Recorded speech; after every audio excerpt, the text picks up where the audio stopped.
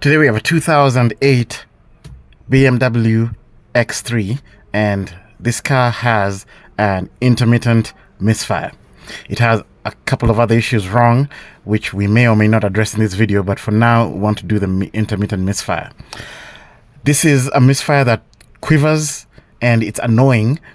It is felt sometimes in traffic, but the worst thing about it is when the owner is doing a long distance trip and he's peeling out to do an overtake. When the misfire comes, it robs him of power and has put him in precarious situations sometimes doing that. So we need to solve it. Now, it only happens when hot, never when cold. So the first thing I want to do is to start the engine. So we're going to let this engine heat up, and then we're going to do a brake torque and see if we can duplicate the problem. Because the first primary thing we should always try and do is duplicate the issue. Now, as this thing is warming here, I've just looked at the text of the owner that he sent to me, and he says there's another problem it has, is that sometimes it stalls in traffic, but he says that's very intermittent. I don't know if you can be able to address that one, because again, we need to duplicate the issue. Also, he says that sometimes when he's in traffic, he goes to accelerate the car and you put the pedal to the floor and it doesn't respond, and then after about 3 or 4 seconds it begins to respond. We'll see again if we can be able to duplicate that, but the first thing you want to do is to duplicate our misfire issue. Okay, I want to do a quick brake torque here. It's been running for about 10 minutes and I'm just going to put it in reverse. Now, when you're doing this, apply your foot firmly to the brake, and then do not do this more than 5 seconds, otherwise you'll burn up the torque converter. It's very hard on the torque converter doing this test. So let's floor it. Oh, there, nice. So it is doing it now, and it has to be quite loaded, which explains why it happens a lot when he's trying to overtake. Very good. Now let's get the wiring diagram, as this thing is still heating up, and then we are going to see where we are going to probe. Okay, we are in ISTA and I want to identify my vehicle. Now, I am not doing a vehicle scan directly with my DLC because I do not have a K plus DCAN cable. Mine got spoiled, so I need to get a new one, but this is still good for getting information. So let me put in my VIN here. I'm just going to put the last 7 digits of that VIN, and that is my vehicle that has been identified. And what I want is the wiring diagrams. So we're going to go to vehicle management and we're going to do a text search, and we're going to filter only wiring diagrams. So we select nothing and then select wiring diagrams, accept. Now, the cam sensors are in the valve gear. So let me search for valve gear. Then we enter. As soon as it hits the valve gear diagram, I'm going to stop this because it will continue. There we go. Let's stop that. Let's go into SPP, which is a wiring diagram for the valve gear, and blow this up. You zoom in.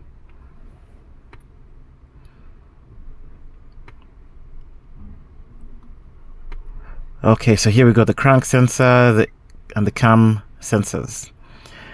So in channel 1, we're going to take the intake cam sensor, that is B621-4A, and if you look here, we've got 2 wires going to the engine computer and 1 wire coming out over here going to our power supply. So let me zoom out just a bit so we can see things more context. So that's a power supply and that's the engine computer. So now when you see this, This is normally your signal wire because the transistor pulses this wire to ground, and this is a permanent ground. So that is a ground right here. That's a permanent ground. So this sensor ground, this is signal wire. So we're going to take the reading from pin 1 of the sensor, which is channel 11, and your wire colors are this one.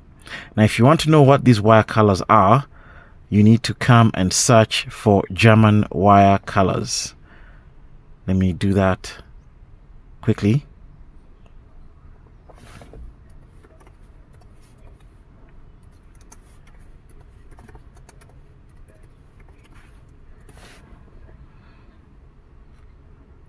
And these are your color codes in German. All right. So GE is yellow. Then for our exhaust camshaft sensor, we're going to take it on this wire. So that's pin 12. And that is yellow and blue. And then for our crank sensor, we're going to take it from pin 29, and that is also a yellow wire. So that's 3 channels. We need a 4th channel to identify cylinder number 1, and that is from the ignition coils. So we're going to exit out of here, and then we're going to go back, and we're going to search for ignition coils.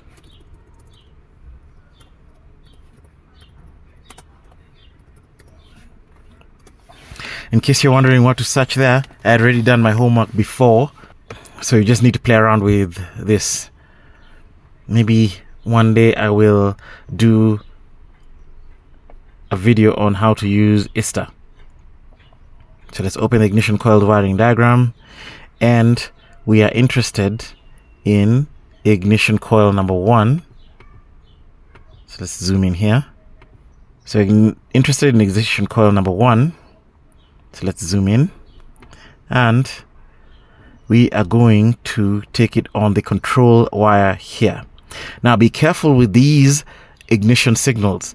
BMW and Mercedes are one of the only few manufacturers left that still use a direct connection to their ignition coil primary. So use an attenuator here, because you're going to get the primary spikes of the coil.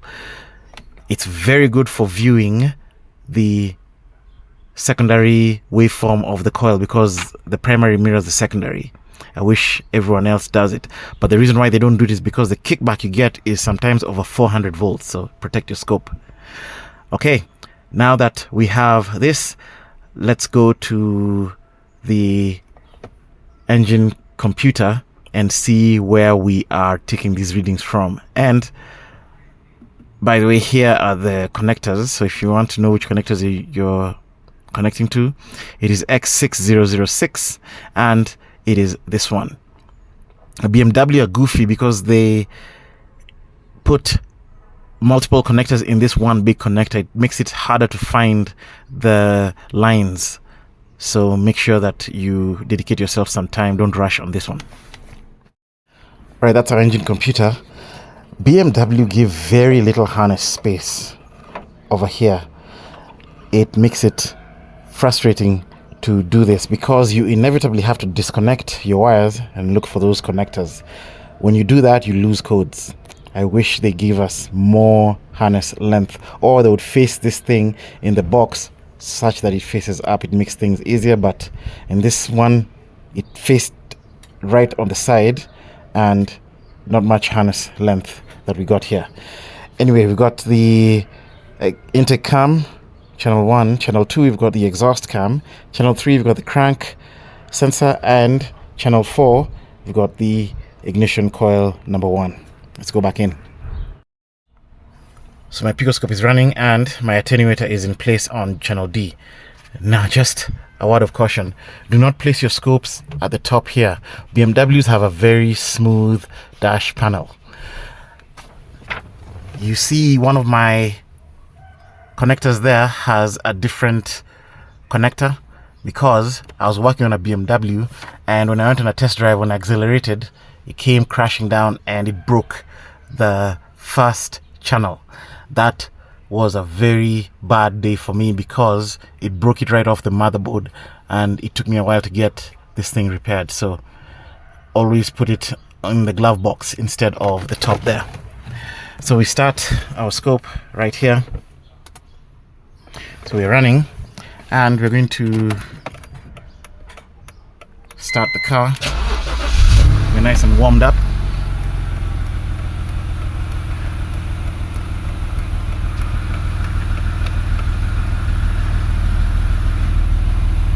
So right now we're smooth and steady. So what I want to do is to come here and do a brake torque. Now, be careful with your brake torque. Hit the brake, put it in reverse, and floor it. And it didn't do anything. So we're going to wait for it to cool down. Put it in park. We're going to try it in drive this time.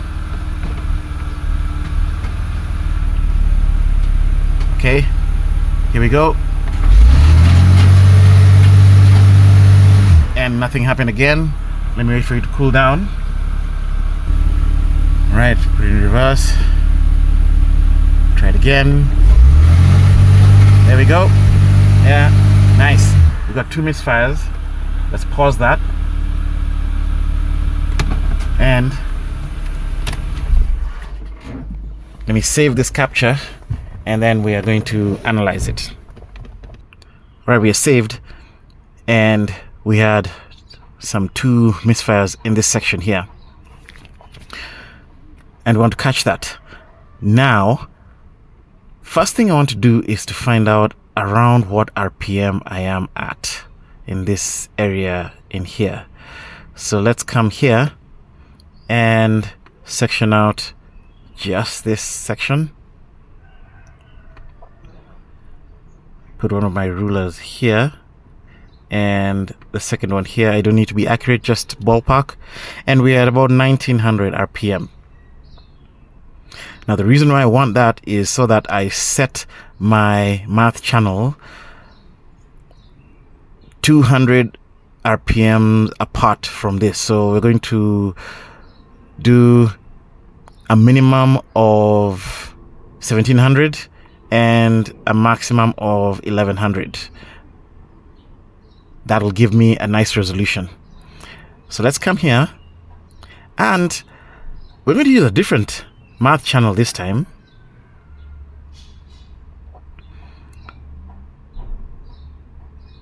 We're going to use the crank. So we're going to create, and we're going to use the crank math channel.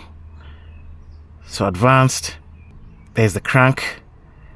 And on the crank channel, what you do is you put the channel, which is C, and a comma, and then you put the number of teeth. Now before we put the number of teeth, you have to count the number of teeth here. So let's come here and zoom in, and I'll show you an easy way of counting with the picoscope. You can either come here and do this and then just count 1, 2, 3, 4. But an easier way is to come here, put this ruler here, come and put the other ruler here, and then you do a measurement, add a measurement on C, and then we want to count either the rising edge count or the falling edge count. So let's do the rising edge count. So each time it'll see it rise like that, it'll count, which basically means you're counting the teeth. And then instead of the whole trace, you're going to count in between the rulers.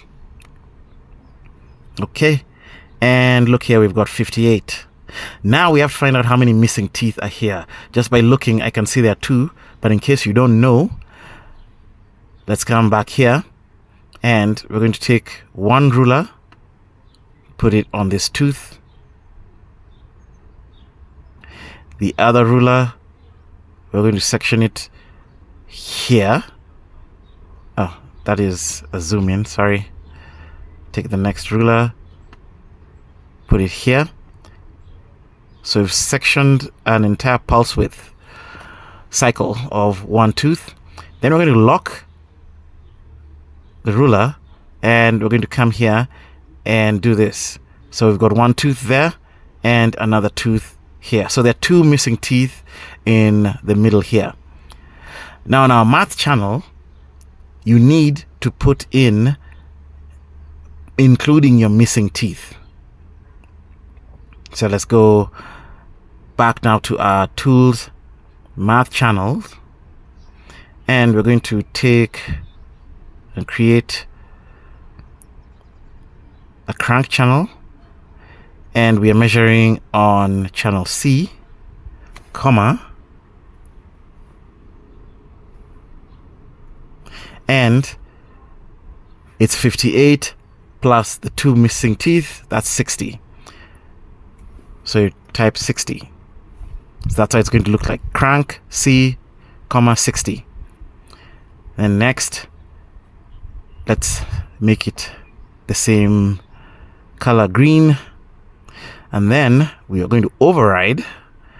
And we measured at 1900. So let me put here 1700 minimum to 2100 maximum.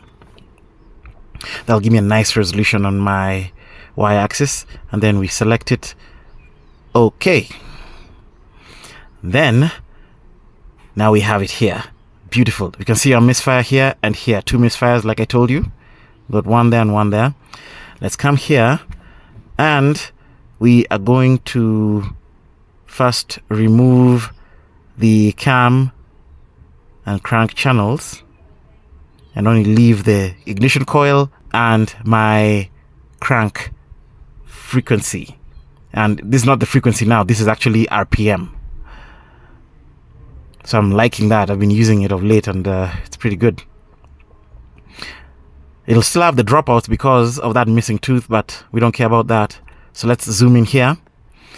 And what I've noticed about this kind of frequency channel, the RPM channel takes less resources than the regular channels do, regular math channels. So we can see here we are accelerating nicely, and then here we have a misfire. So let's see.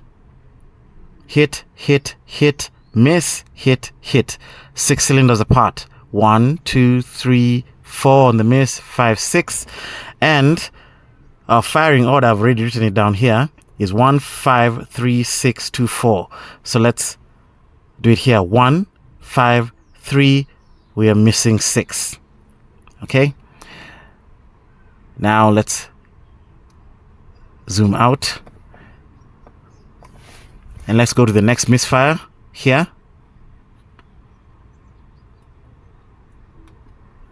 And we're going to pull this down. 1, 5, 3, 6, 2, 4. So we have a misfire on cylinder number 6. Now, what I want to do is to take the ignition coil from number 6 and swap it onto number 1. Just the right time for it to start raining. Okay, so that's our number 1. I've marked it with a paint pen, and that's our number 6. So we're going to put that number 6 in number 1, and then number 1 right there in number 6 under the cowl. Now just a quick tip here. I see a lot of these lock tabs damaged by mechanics here. This is meant to be both your lock and your coil prying device, but it's not strong, especially when they've been on the vehicle for a long time. Do not use these to pull the coil out. Just put your hand here and yank it out from the sides. It will come out, because the likelihood is that you'll break the hinge when you pull it like this. You can only do this when it's new, but after it has stayed in the car and it's baked, this is brittle. And also, don't damage your connectors. You need to push this in until that goes as far down as you can, then just drive this home the rest of the way. Don't Do this and then use this to bring the connector in. You will damage the side that draws it in. So push with your hand until this comes forward as much as possible.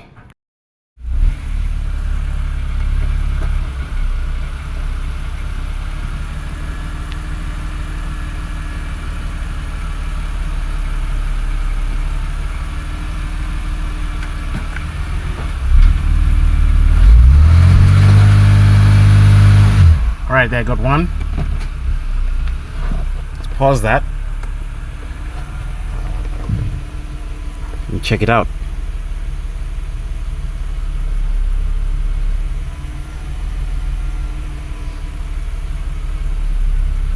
And there it is here.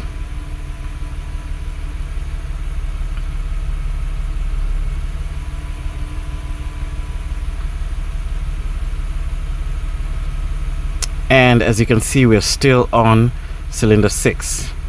1, 5, 3, and 6. All right.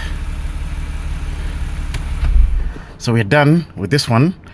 Let's get all new plugs installed, OEM only, and this was done. And of course, while you're here, always take an opportunity to take a known, good, cam and crank relationship. That's it for today. Until next time.